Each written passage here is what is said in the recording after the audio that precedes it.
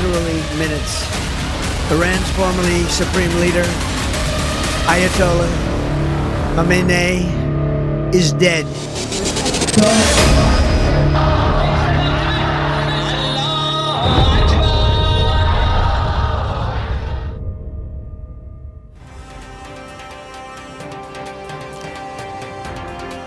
Saudara, Komando Pusat Amerika Serikat merilis video serangan dalam operasi militer berskala besar yang disebut sebagai Operation Epic Fury terhadap sejumlah pangkalan militer Iran.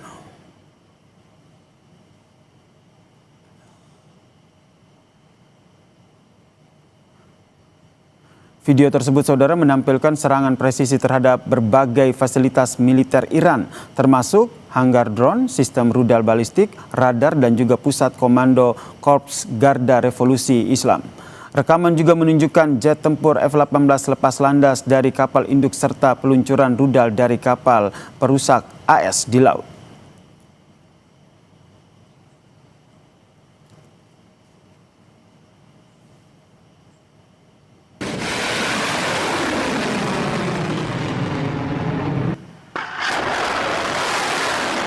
Korps Pengawal Revolusi Islam Iran menerbitkan rekaman yang menggambarkan peluncuran rudal ke sasaran Amerika Serikat dan juga Israel, saudara.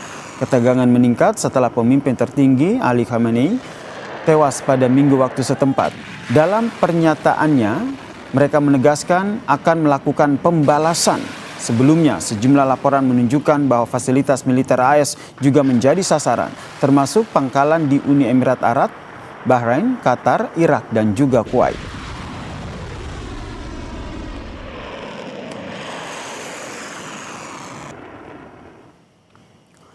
Sementara itu, saudara, salah satu kota yang dihantam rudal Iran adalah Beit Shemesh di sebelah barat Yerusalem.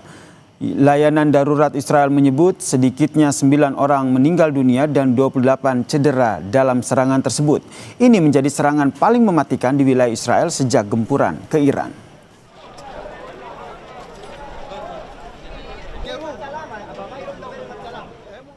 Saudara, ribuan warga berkumpul di Teheran menyusul kematian pemimpin tertinggi Ali Khamenei dalam serangan militer gabungan Amerika Serikat dan Israel. Para pendukung menangis, sementara sebagian lainnya mengibarkan bendera Iran dan memegang potret dari Ali Khamenei. Media pemerintah Iran pun melaporkan kematian pemimpin tertinggi Ali Khamenei dalam serangan yang dilakukan oleh Amerika Serikat dan Israel yang mendorong Iran untuk menyatakan 40 hari masa berkabung nasional dan 7 hari libur umum dengan semua kantor pemerintahan dan sekolah ditutup saat negara bersiap untuk ritual pemakaman.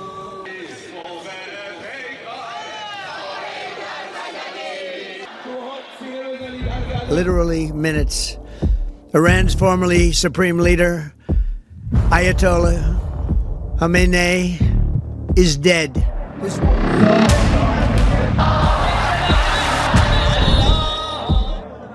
Ribuan warga berkumpul di Teheran menyusul kematian pemimpin tertinggi Ali Khamenei dalam serangan militer gabungan AS Israel.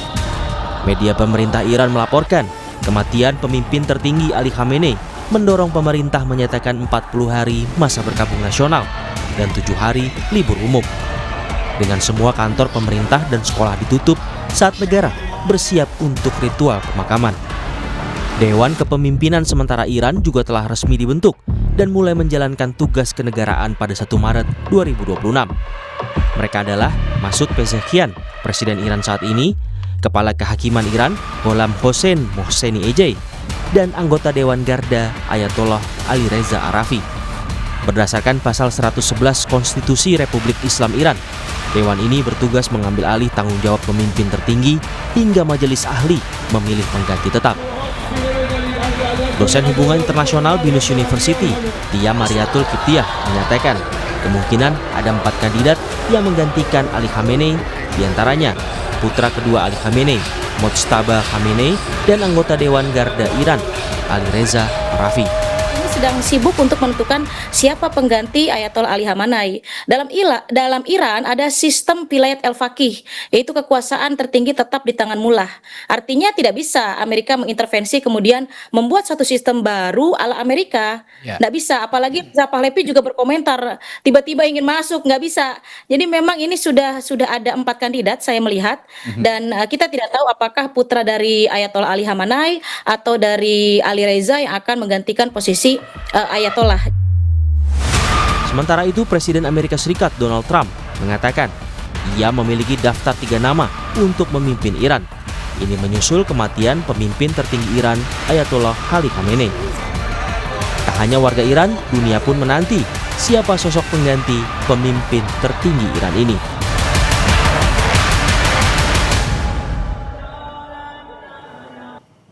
Saudara, Iran telah membentuk Dewan Kepemimpinan Sementara pasca gugurnya pemimpin tertinggi Ayatollah Ali Khamenei. Lalu siapa yang nantinya akan memimpin Iran setelah Ali Khamenei meninggal dunia? Kita bahas bersama dengan Dubes RI untuk Iran tahun 2012-2016, Pak Dian Wirengjurit, dan juga pakar hukum internasional Unpar, Mas Julius Purwadi yang telah bergabung bersama kami. Ini kita masih menunggu kehadiran dari Pak Dian, namun saya ke Pak Julius dulu.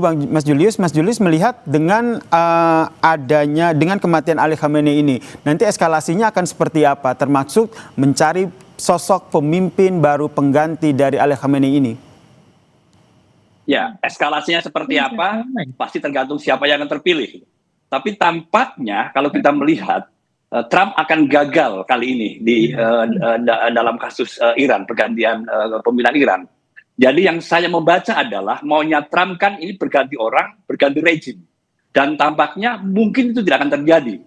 Orangnya bisa ganti, tetapi cara berpikir, gaya kepemimpinan, sikap terhadap Barat itu akan sama. Dan ini yang sekarang sedang diproses di Iran sana. Jadi eskalasi akan tetap meningkat, Mas Yasser. Melihat eskalasi tetap meningkat ya. Kalau dari internal Iran sendiri, ini kan sebenarnya dewan transisi, dewan pimpinan sementara juga sudah terbentuk dengan ada 3 orang di situ. Salah satunya ada Presiden Iran, kemudian ada juga kepala kehakiman dan juga anggota Dewan Garda. Dari hemat Anda, dari 3 orang yang berada di sini, apakah juga bisa memiliki kans untuk menjadi pemimpin tertinggi Iran? Bisa saja gitu. Tetapi dalam hemat saya, pengganti Ayatollah Khomeini harus ada 3 kriteria. Yang pertama menguasai Islam Syiah, kemudian menguasai dan berpengaruh di politik, termasuk di majelis pakar, dan tentu saja adalah berpengaruh dalam garda revolusi. Dan tampaknya gitu ya, dari 3 ini barangkali punya titik kelemahan. Tidak 3 hal itu dikuasai gitu. Sehingga gitu, ada 3-4 nama yang muncul sekarang, ya, harus kita lihat dari mereka gitu. Siapa yang berpengaruh secara agama, Syiah, siapa yang berpengaruh secara politik, termasuk menguasai birokrasi, dan tentu saja yang berpengaruh di garda revolusi. Mas Yasser. Ada nama lain juga yang muncul selain 3 nama yang saat ini menduduki posisi sebagai pemimpin sementara begitu, yaitu putra kedua Ali Khamenei, Mojtaba Khamenei. Anda melihat ini, apakah ini juga menjadi sosok yang kuat? Ya, barangkali kuat gitu, karena dia dekat dengan garda revolusi. Tetapi kelemahan dia adalah dia bukan ulama dengan posisi yang cukup tinggi, yang cukup berpengaruh. Ya, jadi sekalipun dia anak gitu ya, tapi bukan berarti dia yang paling potensial untuk itu gitu. Dan satu lagi persoalannya adalah selama ini kan masyarakat Iran tidak senang dengan garis keturunan. Itu kan yang sudah muncul gitu ya. Salah satu pasti yang kenapa Mojtaba Khamenei tidak gitu ya. Mungkin karena garis keturunan tadi gitu. Mas Yasser. Oke, kemudian yang menarik adalah Presiden Amerika Serikat Donald Trump juga ternyata sudah mendapatkan 3 nama. Nih, Anda membacanya seperti apa? Apakah ada keterkaitan, ada campur tangan dari Donald Trump terkait dengan pengganti dari Ali Khamenei ini? Ya, ini kan gaya Trump ya, gaya Trump yang kita selalu baca ya gitu. Ketika dia menggulingkan sebuah rejim dimanapun gitu, lalu kemudian dia akan menggantinya dengan orang yang pro Amerika. Gitu. Saya curiga 3 nama tersebut pasti orang pro Amerika, itu yang pertama. Lalu kemudian pro-Amerika juga sangat lemah posisinya. Dan ini sebetulnya menunjukkan bahwa ada skenario di belakang layar dari serangan Amerika Serikat yang sudah dilakukan di hari Sabtu, yang kemudian sayang sekali Pak Ayatollah Khomeini meninggal, dan membuka mata kita gitu bahwa tujuan dari serangan ini adalah mengganti orang, dan mengganti rejim, dan orangnya harus orangnya Trump. Dan menurut saya ini bisa gagal, Mas Yasser. Baik, saya juga ingin menyapa Dubes RI untuk Iran 2012 hingga 2016, Pak Dian. Pak Dian. Baik, kita masih mencoba memperbaiki sambungan komunikasi kita dengan Pak Dian, Dubes Republik Indonesia untuk Iran tahun 2012 sampai 2016. Pak Dian, suara saya terdengar jelas? Pak Dian? Oke, saya ke Mas Julius lagi. Mas Julius, yang kita lihat banyak yang juga akhirnya banyak spekulasi yang muncul terkait dengan kematian dari Ali Khamenei ini. Ada yang menyatakan bahwa ini menjadi titik terendah dari Iran sehingga Amerika Serikat juga akhirnya bisa mengalahkan Iran. Tapi ada juga yang berpendapat ini menjadi titik balik Iran untuk kembali melancarkan serangan besar-besaran. Anda melihat dua perbedaan dari pandangan ini seperti apa? Ya, ada dua perspektif tersebut, saya setuju ya, betul. Ya. Dan menurut saya Trump salah perhitungan dalam hal ini. Jadi dalam serangan yang pertama, di jam-jam yang pertama, memang jelas yang disasar adalah pemimpin tertinggi. Itu jelas gitu. Dan skenario Trump adalah kalau pemimpin tertinggi gugur, gitu ya, artinya akan mudah menempatkan orangnya. Dan prosesnya akan menjadi mudah. Gitu. Jadi betul-betul titik balik, tetapi dalam perspektif yang menguntungkan Amerika Serikat. Namun justru saya melihat bahwa tidak semudah itu. Gitu. Karena ternyata Trump harus menjalankan skenario berikutnya ketika dia akan menempatkan orang yang pro Amerika Serikat, yaitu dengan mengerahkan massa, gerakan sosial, intelijen bergerak, gitu ya, dan itu salah satu yang paling mungkin mendudukan orangnya Trump, pemimpin pro Amerika Serikat di dalam bentuk pimpinan di Iran. Pak Dian.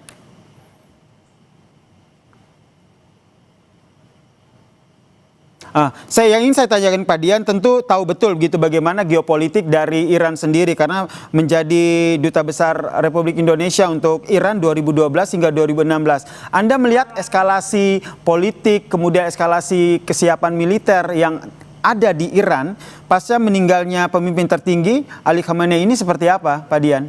Jalan bagian di sini nggak salah.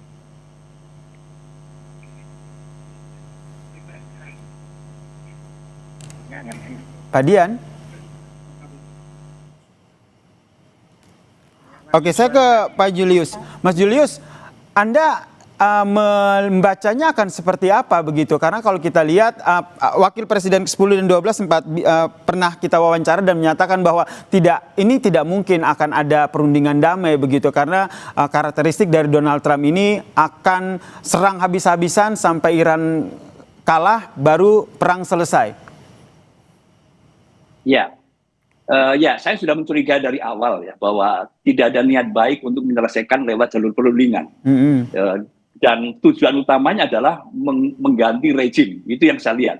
Jadi kalau kemarin terjadi perundingan yang dimediasi oleh Oman sudah sampai 3 kali gitu ya, itu hanya seolah mengundur waktu sampai intelijen menemukan titik posisi dari Ayatollah Khomeini. Nah, ketika itu ditemukan, serangan dilakukan.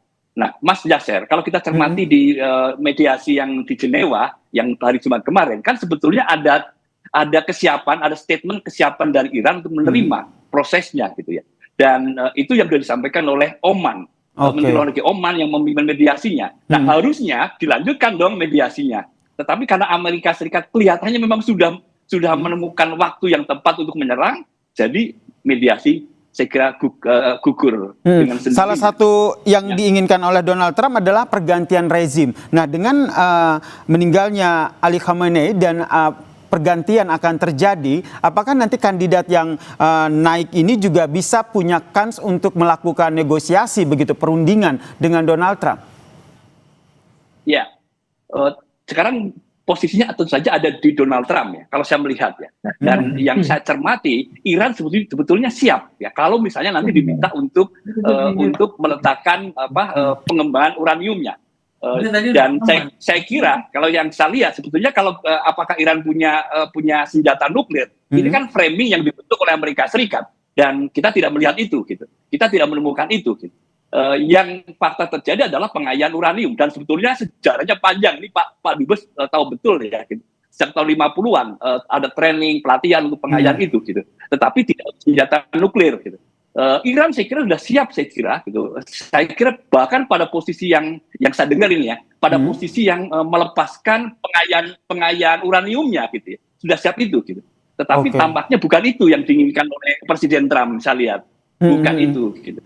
Nah, terlebih Donald Trump sendiri menyatakan bahwa akan melakukan serangan hingga beberapa pekan ke depan, begitu. Nah, yang Anda baca dengan adanya pengganti dari Ali Khamenei ini, apakah juga bisa meredam rencana Trump yang akan melakukan serangan terhadap Iran?